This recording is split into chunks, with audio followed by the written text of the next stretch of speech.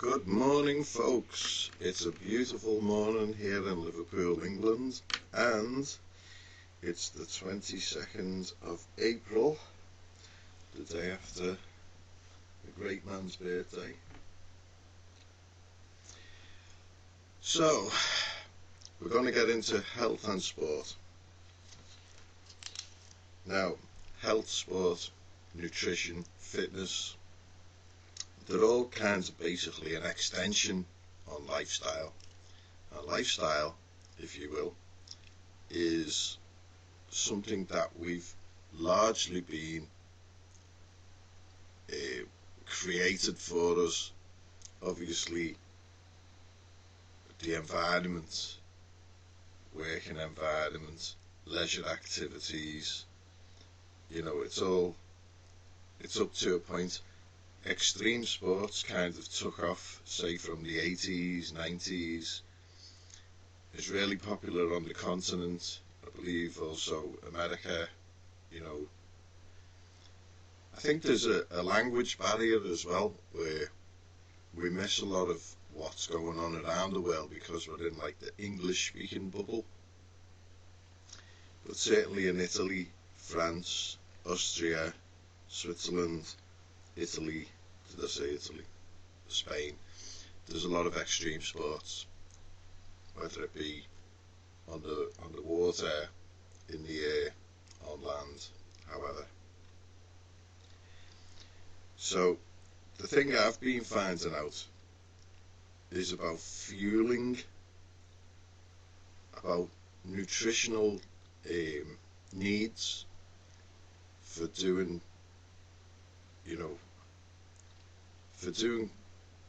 for feeling better, for nourishing yourself, losing weight, gaining muscle mass as and when you need it, if you need it. And I find it's very interesting right at this minute, due to the COVID, again, lots and lots of people doing tons of research. YouTube is on fire with just so many great channels who are coming out with amazing stuff, whether it be from physiotherapy, which has incredible exercises, to like joint cracking. About 3 months ago, all my joints just cracked like mad. Now hardly any of them do, because I've done like a 3-month block of physiotherapy, not prescribed by a physiotherapist.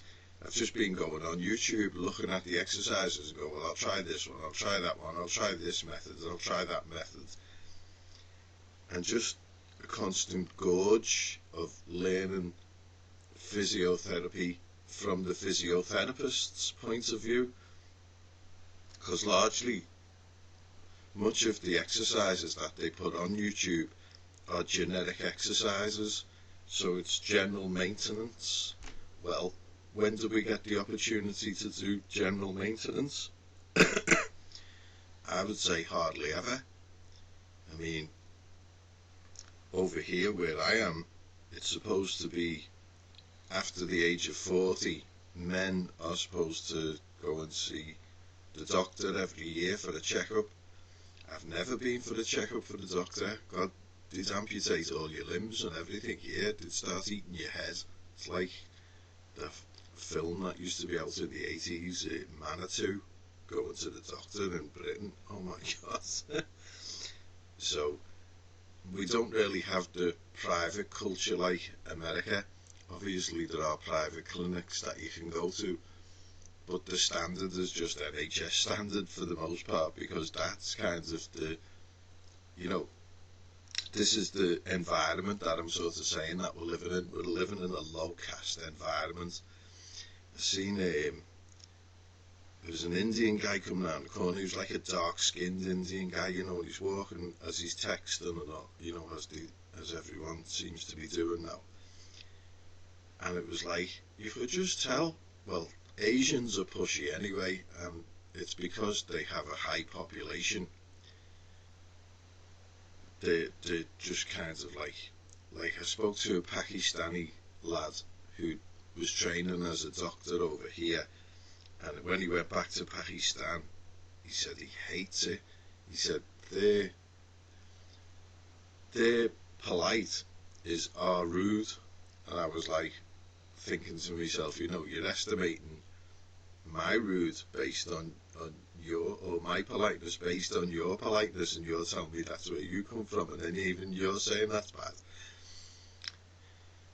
So yeah, so this guy, he was like a dark skinned one, so they have that caste system in India. I think he looked Indian, you can kind of tell Indian, Bangladeshi, which used to belong to India. And yeah, he comes round the corner and you just got this vibe like that he was, because there was a post on the pavement and I wasn't getting out of the way. I was just walking, but he's like on his texting, he's kind of all over, not all over the place, but not walking in a straight line. And so I just puffed up my chest a little bit and just walked along, and he like, scooted out of the way. And I got the vibe like he's thinking, I'm like a second class citizen here. And it's like, yeah, well, go home where you'll be a third class citizen, because that's what the third world is, isn't it? So with that, the second class citizen is bringing the third world lifestyle. And it was interesting, during one of the nutrition, I've been listening to lots and lots of nutrition stuff as well for elite athletes, and they were saying that turmeric and garlic are two things that they help take away inflammation in the muscles. Now turmeric, a lot of turmeric is used in curries, and the inflammation in your muscles is used to build muscle mass. So if you're taking turmeric to take away the inflammation, then you're not going to build muscle mass. So I think that's why a lot of Indians have their build. I mean, I'm generalising, but turmeric is known to be a staple for curries. So I don't know how generalising that is, but that's my synopsis. And I mean, I've seen there's a lot of Indian guys who are on the calisthenics.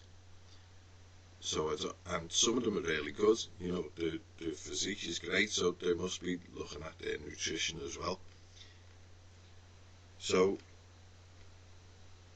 anyway, that turmeric, I would say, is not good for building muscle mass, as per the nutritionist. And I was taking turmeric as a relief for gout, which it worked because it takes away the inflammation. But I was noticing that my muscles were feeling stripped, like it was like they were missing something, and I was starting to misfire, if you like. So I wasn't repairing, and I had to stop taking it, but I didn't know about that then. Anyway, that's just on turmeric, and that's the kind of thing that we're going to get into in this talk.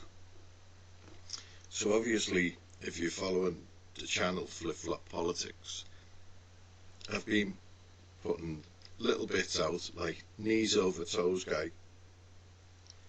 The guy's incredible. He's taken, basically, there's a little series of videos that I took from a guy from, I think he's from Michigan, and he's saying how he stopped watching the NBA, but then he came back to watching it. But he done a study, and it's all of the monsters who are in control of, recruitment and the sport and the industry, really. So it worked out that in the last 40 years there's only been one white American in the NBA playing at the top flight. So Knees Over Toes guy has actually took all of the best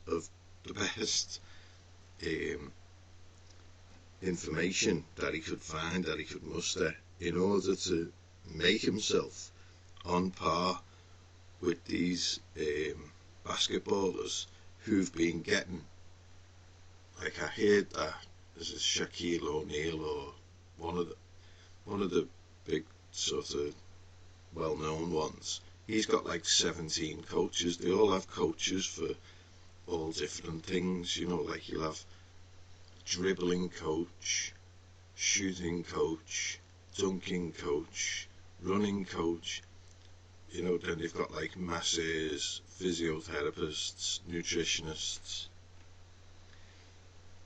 I was listening to a lady she's from the Jacksonville Gators, and she was saying that some of the guys choose not to have their own nutritionist, you know, style. They just eat whatever. And this was the thing that got me. They're just told to eat, eat. And then I realised, oh my God, all my life I've been fueling down, and I should be fueling up.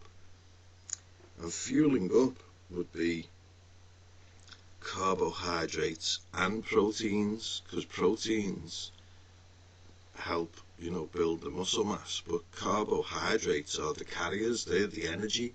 That's where you get your energy from. So when you put the two together, you have high energy, and you know you're going to build muscle. And you can actually tinker it to suit. You can eat more protein, less carbohydrates if you want to get lean. Or like there's a guy called the Pioneer, English guy. I've spoken about him before, and he's stacked like proper Viking style. So, you know, you look at him and he's obviously fueling up. So I've just been, this last few days, eating buckets and buckets of pasta and chicken and tuna and lots of fresh green veggies, and really like olives and olive oil and vinegars and salts, and taking some supplements like D3. According to the Jacksonville Gators nutritionist, everyone, and the lady who she was speaking to, who's also a nutritionist, I don't think, she's not fully in the industry of sport, but she is in the industry of being a sports nutritionist for special elite athletes. And where was it going? I'll start again. I've kind of lost my train of thought there. I was saying, oh yeah, it helps you to fire correctly, but it'll come back, because it's probably just a diversion in my mind about where to take this information. So fruits as well. Fruits are another great way to add energy, and there's also lots of proteins too. Like the lady was saying that in the Gators team there are vegans and there are vegetarians, and they do fine. So like the likes of beans. And one thing they said about collagen was interesting. Collagen is super, super important for your joints, and your brain is made up of collagen. And they said that collagen and vitamin C are really important, because vitamin C is the carrier for the collagen. So high vitamin C things would be like blueberries, milk, and you know, obviously oranges, or supplements. That's what I was on. Yeah, vitamin D deficiencies. Everyone's got vitamin D deficiencies. So I found that collagen is super high in broccoli, cauliflower, and green, you know, cabbage. So if you're having those broccolis, cabbage, cauliflower, when you look at the cauliflower, it looks like a brain, you know. And the cauliflower, it's really springy and spongy, so high content of collagen. And broccoli the same, really springy and spongy. So then the vitamin C, like I like blueberries, so I have a lot of blueberries, and my joints are like super good now, you know. There's no like cracking and creaking. It's really, it was something I noticed Knees Over Toes guy when he was on Mark Bell's podcast. He done a 3-hour talk. I've posted it on this channel, and he was saying, look, I can do this without warm up and nothing cracks, and he was like showing it's like a reverse Nordic bend standing up, and it's super interesting because he left me like a response to a message I'd put on one of his videos, and I said, what is it you're doing? Like, you know, why aren't you stacking up like a bodybuilder? How come you're keeping this athletic frame? I think he was doing squats with like heavy weights, and he is lifting heavy weights, and you know, he's 5'11". Anyway, what was interesting, he said, I'm using 1 for 4. Like for every pound I'm picking up, I'm gaining the amount of 4 pounds because of the exercises I'm doing together with it. I was thinking, wow, that's amazing. So I've been doing as much as I can, following the Knees Over Toes guy method, just the free stuff on YouTube. I haven't signed up for the app or anything, which I am considering doing, and would love to. It's just like I'm eating this amount of food now, so it's kind of knocking my budget back. But I'll have to see. But it's only, you know, coppers a week. So the thing is, he's building up all of the muscles in the feet, all of the muscles around the ankles, all of the muscles in the shins and the calves, around the knees, in the thighs, and the glutes around the hips, and the, you know, the lower back. And it's like, that's all your moving muscles, that they're really important. Your upper body is sort of like half of its internal organs, and then your upper body, you know, you've got your shoulders, arms, chest and back.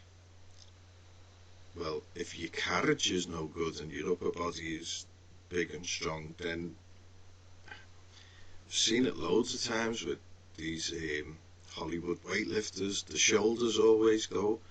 You know, they don't do the warm-ups, they don't approach things scientifically. That's top and bottom of it. So Knees Over Toes guy, he's kind of like started a bit of a revolution on the internet with all of this information, which he's saying is the information that is, you know, it was never going to be released by the NBA, as it were. And it's 20 to 30 years behind what they've been using. So there's never been a white American play in the NBA for 40 years.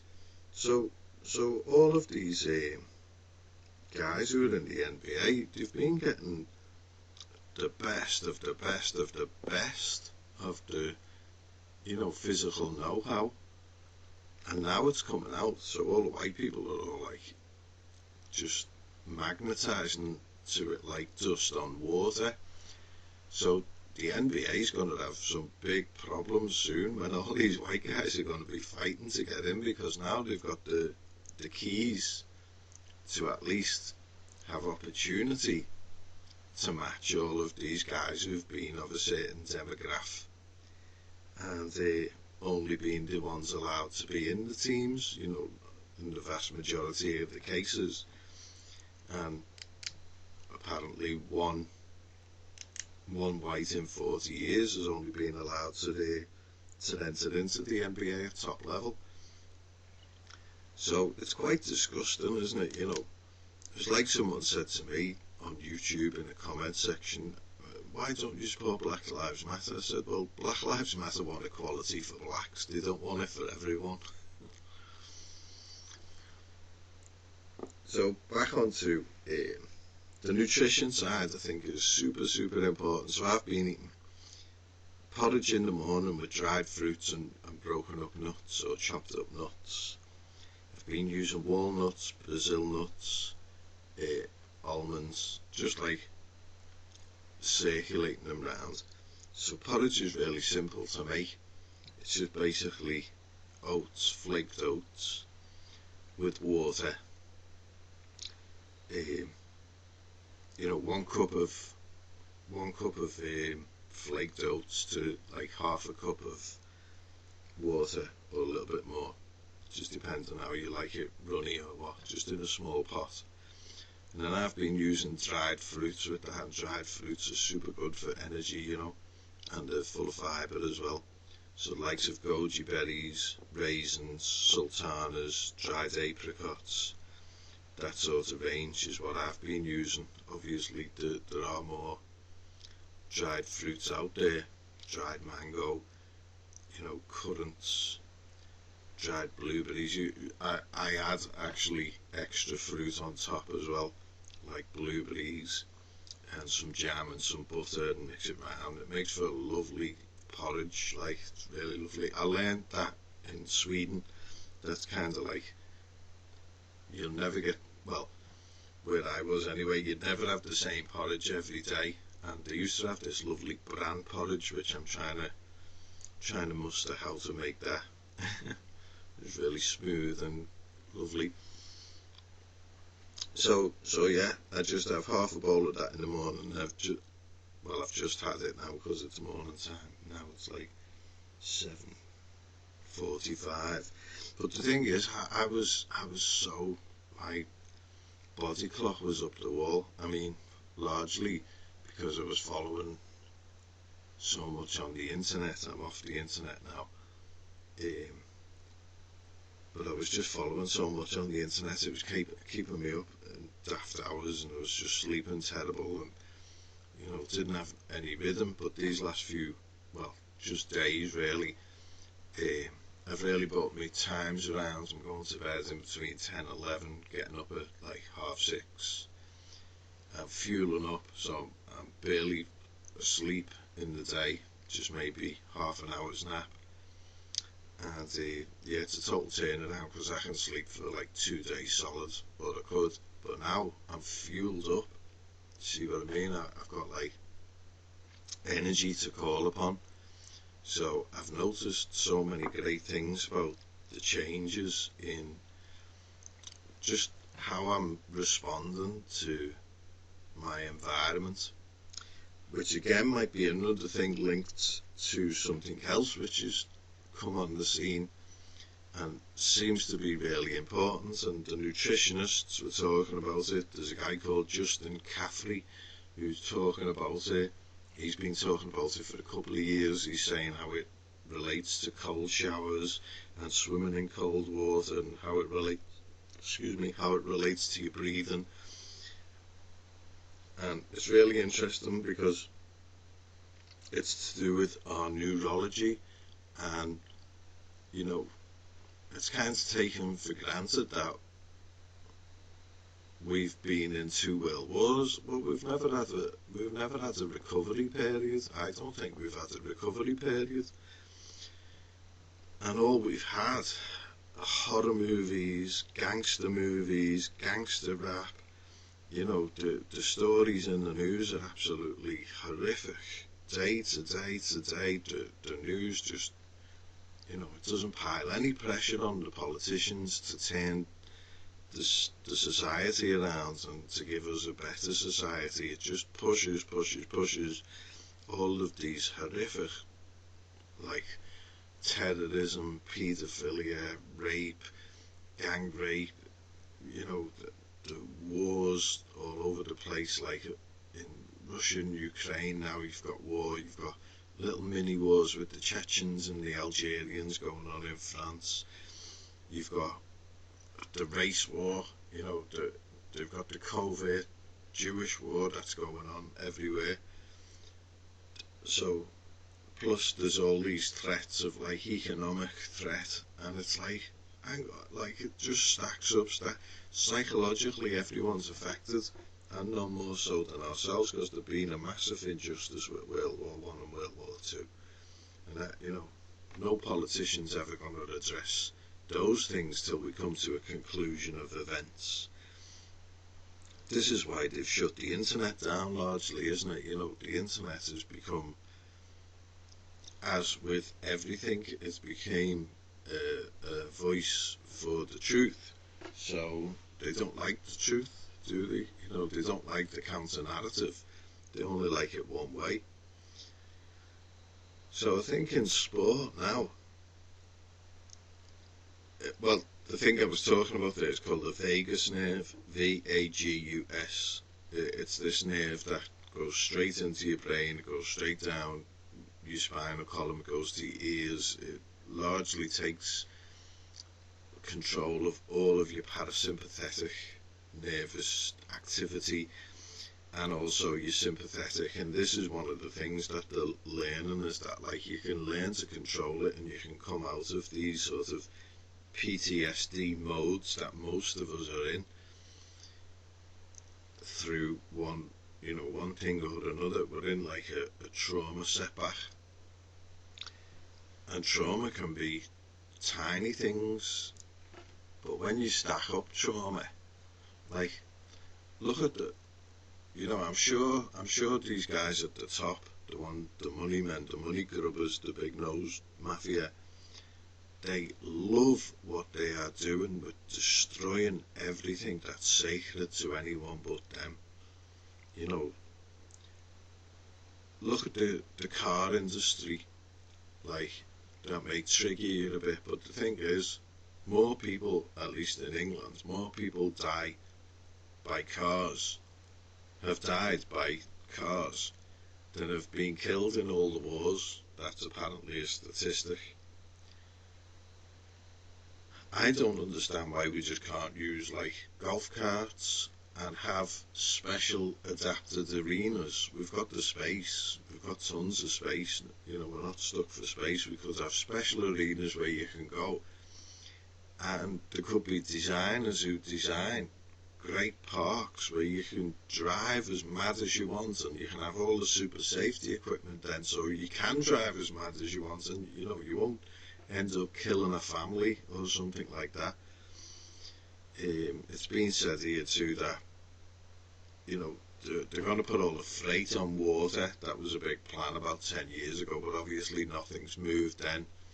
All the roads are full of potholes. The roads haven't been designed to take this amount of cars and freight and all this weight. And the thing is like, what's the big deal about this? Look at what COVID's brought. So many disillusioned people have been given their illusions handed to them on a plate. Think about how many of the office workers, like the non-producers, who have not had to go to work and can do their work from home. I've talked to several people who would travel for hours every day, to and from work, and now they're not, and they're working like they're on air. They spend about 3 or 4 hours on the computer. They'll have a Zoom chat and a little bit of work to cover.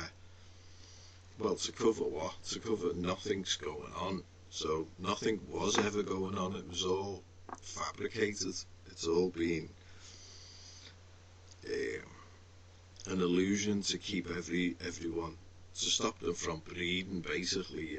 Economic castration is what I've termed it in the past, whereby people look at their economics and say, well, we can't afford to have more children, so we have 2 children and a dog type thing, the 2.5 family syndrome, which has affected UK from about the 1970s. So again, it's terrorism in the living room. You've got the family there who, the couple would love to have 4, 5, 6, 7, 8, 9, 10, 11, 12 children, massive families, having great times, teaching the children a great upbringing, teaching them to cook, eating together, sharing, music, charades, theatre, sharing high culture basically on a massive scale. So if the population was, say, rather than average 2.5 children, and let's say that's for the whole of Europe, let's say the average was 6 children, and the population of Europe now is 750,000, and you can probably say that half of that, conservatively, is not European.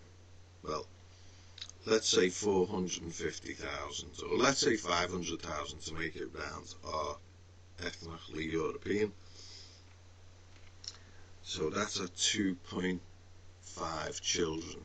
So if you added another 3.5 children on that, the actual population of Europe should be currently going back from, say, the 1970s.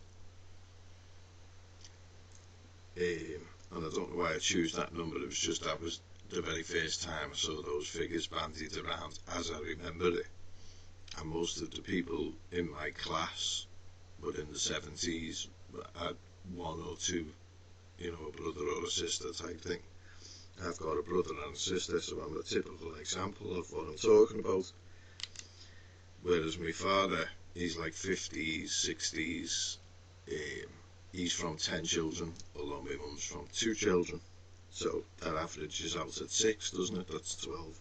So that's why I'm saying 6. Just based on you know, on an average that I can deduct myself, well, it'll take, so say 500,000 at 2.5. Now if you add the 3.5, sorry, 500 million. I made this mistake the other day talking to someone. He's a guy who works at Bentley, and he was saying they only employ Englishmen. And then I'm thinking now, what does he mean by Englishmen? So 3.5, so that would be a demograph. You're looking at, wow, you're looking at about 1.2 billion, roughly. So the European population would be over double, wouldn't it? 2.5 versus 3.5, that would make it 6. So it would be like 1.2 billion or more. Imagine Europe with 1.2 billion Europeans. The place would be buzzing. There'd be no room for the Shlom.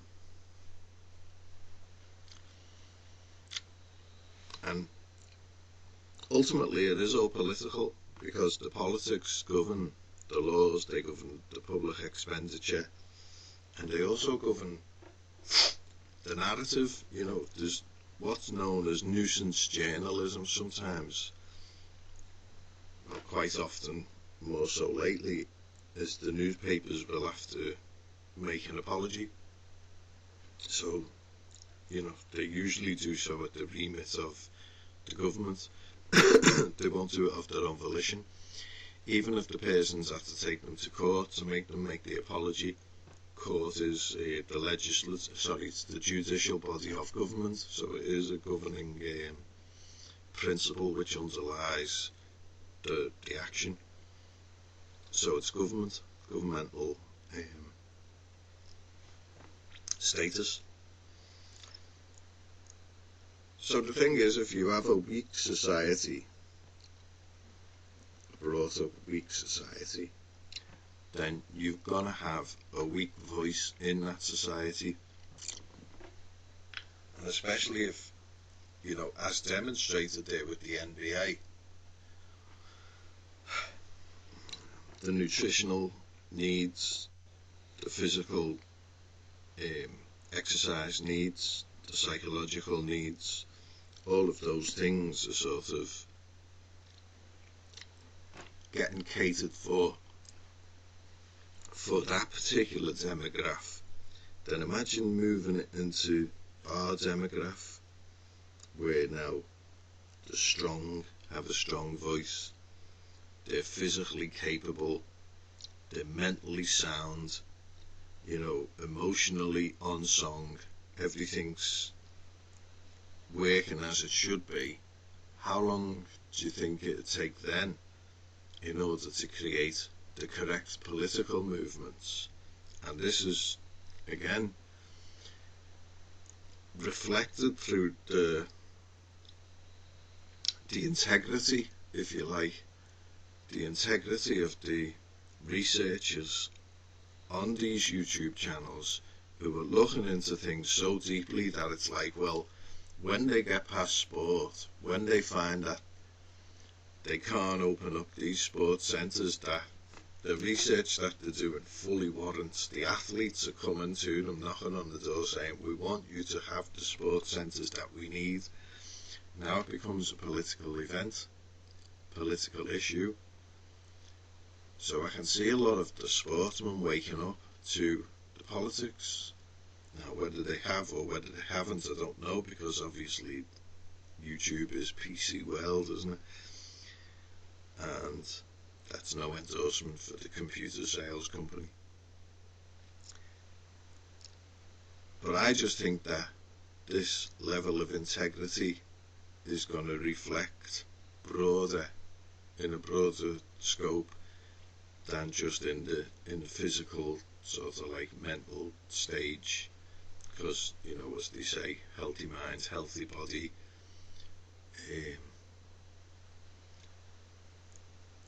I think that, like, it actually happened to me. This is how, in many ways, I came through to this.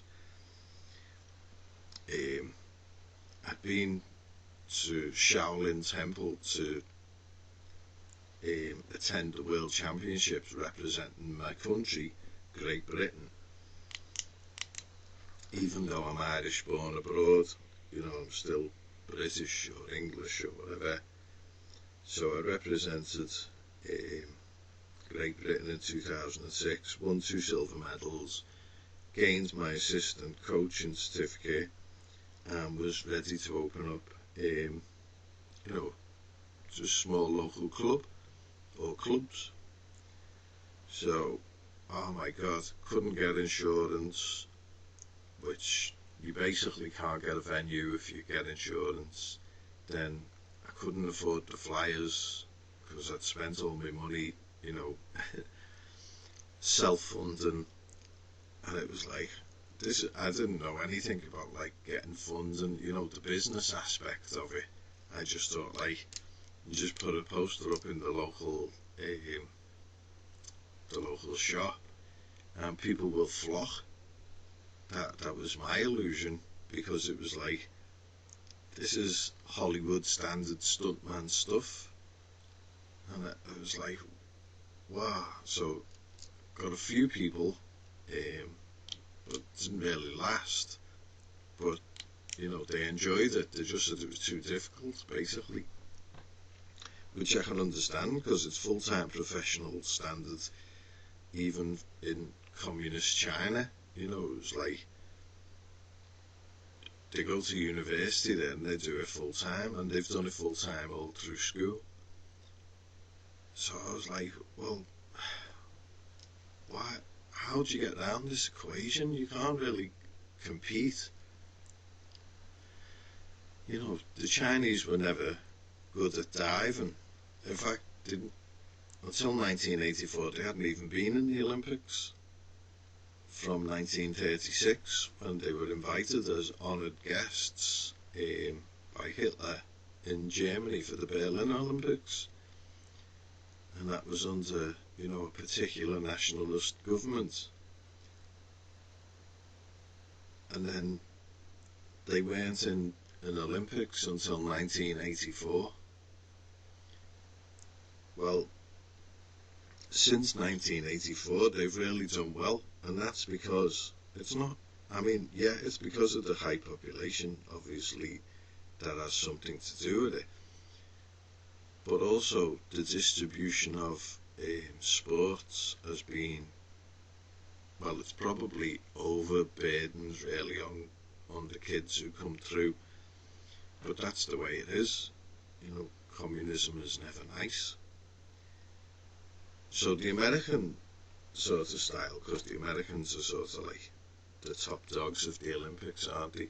And it was funny, yesterday I was walking along and I'm at the Lidl's, like a German supermarket that we have in UK now, and there's a guy there and he's just leaning over on his trolley, just texting or whatever, and on his leg he had a tattoo of the eagle with SPQR on. I thought, oh, it's a Lazio fan, you know. So I went over and said, are you from Italy? Like, and he went, what? I was like, Lazio, and he went, oh no, no, no. He said, I'm Greek, and he was about 6'2", tall, like blonde hair, blue eyes, and I'm looking at him going, Greek, you know. And he went, yeah. He said, no, I'm a red. And I went, what, you mean Liverpool? Because Liverpool wear red. And I was like thinking, I hope he doesn't mean communist. And he went, no, Olympiacos. I was like, wow. So his English was really, really bad. And I think he looked a bit afraid in case I was going to speak to him in Scouse, because our local dialect is quite harsh for foreigners to understand. Anyway, it was like I said, I was just seeing your tattoo and I thought you were like a Lazio fan, because they do the Roman salute, like, and it's always interesting to talk to people who are from Italy generally. I always find that they're really interesting because they have big families and they all eat in you know, you've seen like the Italian way of life. It very much reflected of the Irish way of life. Look at the flags are almost identical. When I was in northern Italy, I'd never seen as many red-haired people in Liguria, in West Liguria. It's full of them, like, it was like, wow. More than anywhere I've seen, ever. Red hair with blue or green eyes. And it was incredible. So no, he was Greek. And I was like, wow. So I was thinking then, you know, by the gods, Olympia, that's his football team, Olympiacos. And I didn't, like, I felt like saying to him, like, you're a nationalist and all that, but I just took it as he is. So, you know, he was sound and everything. So I just said, okay, just let him get on with his day. And because he looked a bit like, oh my God, I'm going to have to speak in English or whatever. But then next thing, I bumped into some Brazilians who've come over from Sao Paulo. And yeah, they're planning on living here, and they're white like. I was like, oh cool. So I don't know whether England is becoming, especially like this area where I am, it's really white. It's becoming a magnet. I hope it is. So yeah, I was just chatting to them about Sao Paulo, and they were saying it's like New York, like, so I looked it up. And yeah, lo and behold, it's the business centre. So I was like straight away, oh my God, it's going to be full of the monsters, isn't it? No wonder they needed to get away. Yeah, so, you know, again, there's a sports theme there, and I think the lad is going to be a footballer, and he was with his girlfriend and her friend. They've been here since October. But, you know, there's a sport ethos through the European mind, isn't it? It's like my brother used to do Greco-Roman wrestling, and he got, like, I think he got trials for the Olympic team for Great Britain, but he never made it, because he couldn't make the demands of a full-time job on the construction, and, you know, the demands, because you basically have to turn full-time when you're doing wrestling for Olympic standard. And that was the dilemma I was in, but I was in that much later, and my brother was in that earlier.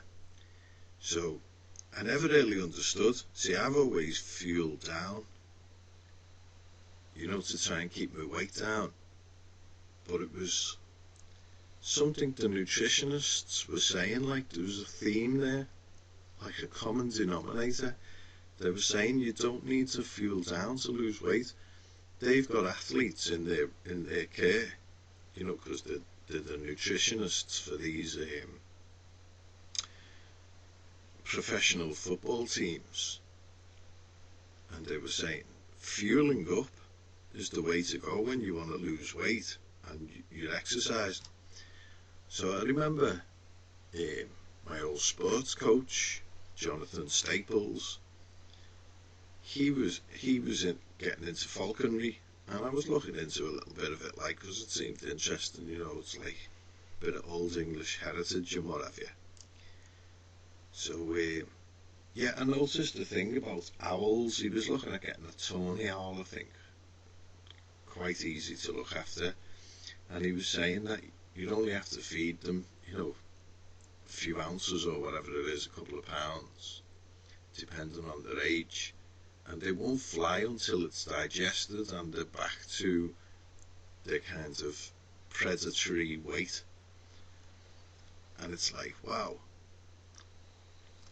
Just these last couple of days, because my brother, when he was training, his dream was to join the Olympic team, which was dashed because of the demands. I'm sure he would have made it because he's a tenacious bugger. He used to eat like tuna and chicken and pasta and potato, and it's just like these big bowlfuls of food. And then I was thinking, well, a lot of my mates did at the time, but a lot of them started taking steroids. I don't think my brother ever did. He's just like a big muscle-bound oak tree-like type. Whereas I was more like, still had, fairly stocky build, but I was more athletic because I was doing more athletic training. But if I'd have fueled up, I'd have been a lot more like the Pioneer. And even now, I'm 53 and I'm looking at the shape of my body, and it's like, I could stack up like the Pioneer. I've got that type of shape. He's really good, the Pioneer. If you haven't checked him out, you should check him out. So yeah, I'm not letting anything hold me back. So the things that supplements are quite interesting. So I've got vitamin D3, but I've just found I had vitamin D in the cupboard as well, so I might start taking them as well. Just toy with it a little bit, see, because this is a thing I've found with the fine tuning and the tinkering, is you can kind of, even though I've only been doing it a few days, because it's so new to me, and because of the gains I've already made, like changing my sleeping pattern. I went for my first run yesterday and everything. It was like I've got fuel to call upon, and they were saying that a lack of fuel, the wrong type of fuel, can cause injuries. I've never known that, and I hope that people get some value from this podcast in order to find a better level of diet for themselves, because it's super, super important, and it can just do so many advantageous and beneficial things for your general lifestyle, and certainly in the paradigms that we're going to be coming into, in the next 2 to 5 years, you're going to want to be on top of things, so fueling up is going to be paramount. So lots of fresh greens, lots of carbohydrates, lots of proteins. And I was saying about the supplements, so I find that glucosamine and chondroitin with MSM is really good, because the MSM is like the magnesium and the sodium, and the chondroitin is the binder, if you like, the carrier that allows the glucosamine into your joints, and that helps to fill up the bursa bags in the joints, so that lubricates the joints, so your joints are nice and loose. And together then with your knees over toes guide training, where you're working on your feet, and there's a lot of people who are coming out on YouTube who are advancing, not advancing as well, but a lot of people have been doing the knees over the toes guide training, and then coming out with their thoughts on it and this and that and the critiques and all that, and it's like, wow, this is serious stuff, So yeah, so you've got you've got all the muscles and all the bones, all the joints and muscles in your feet, your toes, and your arches and your ankles and heels, and it's so barefoot is becoming a bit of a thing. And then in your ankles, you can do feet exercises to strengthen your ankles, so that makes your knees strong, or at least stronger, like more supported. And then you've got your calf raises, your tib raises, your tibular raises, and then you're moving into your hips then, because your knee joint really doesn't do much. So in your hips you've got to do a lot of gluteal work, like gluteal stretches, gluteal strengthening. And it was funny how, like, in the knees over toes guy training, he's got like the ATG squat, the split squat, and it's really a great way to stretch and build muscle at the same time, which is one of the things I'm used to, because I used to do a lot of muscle elasticity training, because it was about getting extra bang for your buck. So you'd be doing all of this dynamic stretching in order to generate super extra power, like extraordinary power in your kicking ability and your punching ability, because you're working with spring mechanics, like sort of like the Mike Tyson punch, you know, where all of it's like hitting the floor. That's what it's like. You know, when you hit the floor, I don't know if you've hit the floor, but if you hit the floor, that's basically the type of power that you're looking to generate. So you're using the force of gravity in the opposite. It's like just through relaxation and through using tendons rather than muscle strength. It's like it's a different approach to kickboxing and boxing. But I think it's very protective of your joints. Like, I say, I'm 53 now, but I feel about 20, and you know, I'm looking to a great future. I seen a guy yesterday, he's in his 80s and he's doing pull-ups. He's got these like barbells hanging down, and he's gripping them with his fingers, and he's doing chin-ups, and he's like super fit, which, you know, there's no guarantee of longevity of life, but it's certainly a better guarantee than sitting in a wheelchair for the last 20 years of your life. I'd sooner be active and fit and healthy and feeling splendid and looking good and, you know, having optimism about the next day and the next day and so forth, than, you know, being on a downer. I mean, if everyone, it's like in the article by Anthony Ludovici called Hitler and the Third Reich. Oh, it really struck me so much about like the spirit that like he attributed to Hitler, but obviously it was Hitler and the followers of Hitler. They really knew how to raise the spirit of the nation, you know, making an allowance for people to work together, making all of these things allowable in the environment where people can generate you know, massive potentials for the future. You know, people probably don't know, I bet you didn't know this, but Konrad Zuse invented the binary computer under National Socialism. The binary computer is the computer we use today. Well, that was invented under National Socialist rule in Germany in 1935, I think it was, called the Z1, and the following year came the Z2, as Konrad Zuse, a young 16-year-old boy, made it in his living room. So he's probably one of only a lot of people who were working on similar stuff. Well, not long after comes the war, so we've lost all of those intellectual contributors to society because of communism. I was talking to a guy there, he's an engineer, and he works, I used to work on the lathe in school. I used to do metal work, so I've done it for 2 years. You know, we used to make all sorts. I used to make throwing stars And my mates would be like, make me some. I'd be like, whoa. So I used to make a few people some, but I never made that many because you'd have to be careful if the teacher found you making throwing stars. Anyway, they were never as good as the ones that you could buy, but they were alright, like.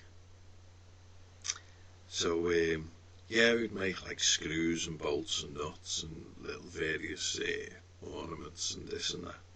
Anyway, I'm chatting to this guy, he's from Manchester, and he said, he really likes it up here. He's on the beach with his family. I was doing walk and getting ready to get back into running. And yeah, he was saying about where he works. And he said, oh, we've just had these German lads over. And he said, right, oh my God. He said, they're super intelligent. They're only like 18 and 19. I said, we fought the wrong side, didn't we? And he went, yeah.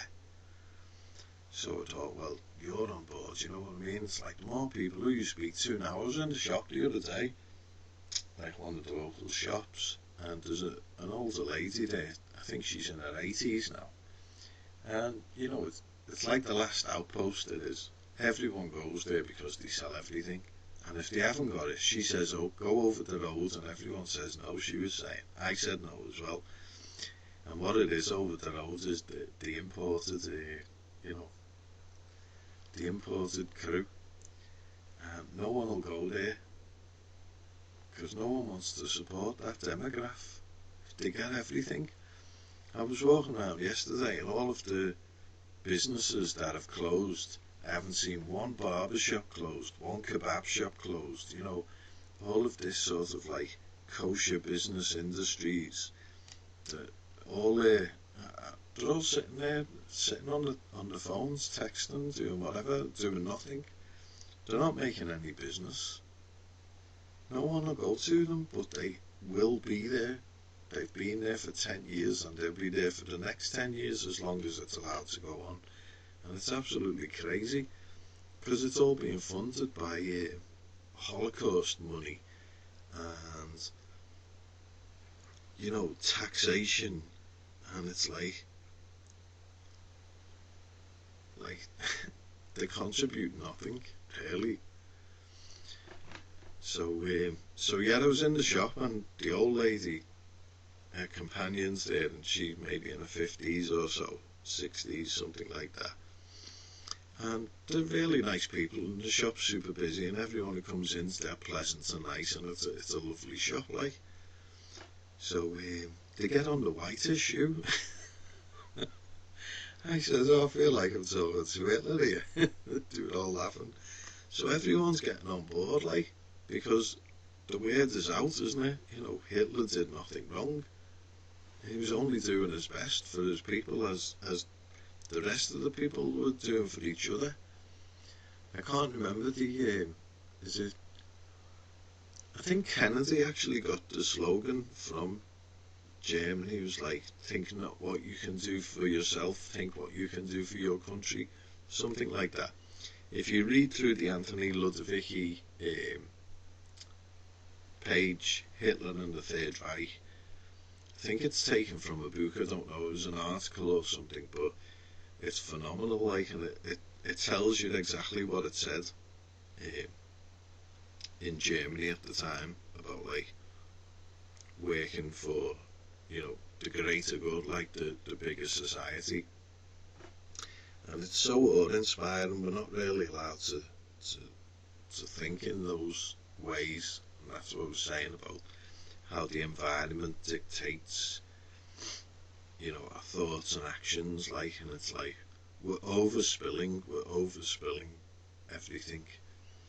So I'm hoping that, there's going to be a lot of angry YouTubers who suddenly shift over to Goyim TV because they're just not finding the outlets that are necessary to fulfill their potentials. Because think of the potentials and this is one of the things that Hitler said, it's like we're using to the best advantage all of the wasted potentials that were wasted before, during the Weimar Republic. Look at the German Enlightenment movement. It's funny, yesterday I was walking past the lollipop man, and he's a horrible runt, and I'm sure he's a monster, and a communist. He's just horrible, like, he's just got that nasty vein about him. He's the lollipop man. A lollipop man, if you're not in England, is basically, they hang around schools and, they stop traffic and let the kids walk over. But I'd just been past another one, and he looked like one as well. And I'm thinking, are all the lollipop men actually on watch? Because I was down the road the other day, and here's what. Well, it turns out I think she's one. Like, she had good things to say about the monsters anyway. So I was like, well, you're definitely one. And yes, she's got all of this charity money to do nothing in particular. She's like planting flowers just here, on this community thing, supposed to be like for the community. So she's running around, she's got all the money, and she's planting these flowers, and she's going to do a garden, and she's going to do this and going to do that. Anyway, back to this lollipop man. So I've spoke to him before, and I say he's a bit annoying, like he's a know-all, like he's got to have the high hands. I mean, I'm a know-all as well, but generally I do know it all because I've been on the internet, and I've learned it to such a degree that I can't forget it. I'll repeat read it until I do my best to get things right, like. So I walked up to him and said, yeah, there's one for you. And he goes, go on. I said, the Holocaust, and he went, yeah. Now, he didn't pull a face or nothing like that. He just kind of looked at me out the sides of his eye and got this daft grin on his face. And I said, well, that's a lie. And he went, what? And I said, yeah, Fred Loiker's just proven it in his Loiker report. And he went, well, he's a plonker. I said, well, you can go and prove it now. Here's the gas extermination expert from the American prisons, proved that it's all a lie, versus you, a lollipop man. So, yeah, I left him in a dilemma. And I don't see him often, but next time I'm going to see him, I'll probably be handing out leaflets to the parents who meet at the schools. The parents all gather for 10 minutes before the schools let out, and they all chat. And I'm sure that most of them are not happy with the direction that education is going. So I think I might turn up with some leaflets sporadically over the course of the next few months at different schools, alerting the parents to exactly what's going on, behind the scenes. Because when I was walking along there the other day, I seen a school, and it's got just fenced up to bits, like the fence is 12 foot high, and it's like, really, like, it just reminded me of communism, like when USSR was out, and I grew up in the Cold War, like as a kid, and I could never understand it. Why don't the Americans go in there, or why don't the British go in there and demolish it, if it's so bad, like we're here, and how can that be allowed to be? So, well, now I know the reason, don't I? So, yeah, I'm walking past this school, and it was all locked up, and I thought, bloody hell, they open the gates to let them in to teach the kids the poison, and then they lock them out when they could be using those premises for, they could be using it for, like, the sport I wanted to teach, or the sport that my brother could have taught, or there's so many great things that the schools have facilities for, but they're all locked up behind fences, and the kids are being forced to sit and watch the box because, they haven't been allowed out, and the box is feeding them with poison. It was like here lately, the kids have been gathering around the train station. Well, the train station people don't like that, so they got the police to order some court warrants or whatever. It's a new thing where they can ban kids gathering at the police station at the train station within a mile radius. And this is, I had murder with the police over it, like, and it's like, the facilities aren't there, you know, it got the COVID in place. I mean, they were putting kids in the back of the van. I didn't see them handcuffed them like I would have really kicked off then, but there was like two young girls, like 13 and 14, getting put in the back of the van. So they're making criminals out of kids. That's how these police are making money. And it fires me up, because those kids could be great athletes, they could be great sports people, they could go on to be great coaches, and, you know, or they could be great at anything. You know, I don't know what the potentials are, but obviously they have better potentials than being put in the back of a police van. That's my argument. And until these monsters from Tel Aviv are taken out of the equation in our society, then the kids or ourselves are never going to realise our future potentials. So I was feeling optimistic before when I came and started this, but now I'm not so optimistic. But I better be optimistic, because we better win, because if we don't win, then, you know, we're literally all doomed, like. So victory or nothing. Right, I'll end it there. This has been the 4th Robin Hood podcast, whatever. And hopefully you've enjoyed my ramblings and learned a thing or two. And if you stick around on the channel, I'm going to put a few things about like cybersecurity and what was the other one? The sports nutrition. So you can watch the videos that I've watched that I gleaned, you know, good information from, but you can watch it in the context from the experts. I'm just relaying little messages to see if it piques your interest and if it's something that you'd like to watch further. Anyway, take care and have a good day, folks. Ciao.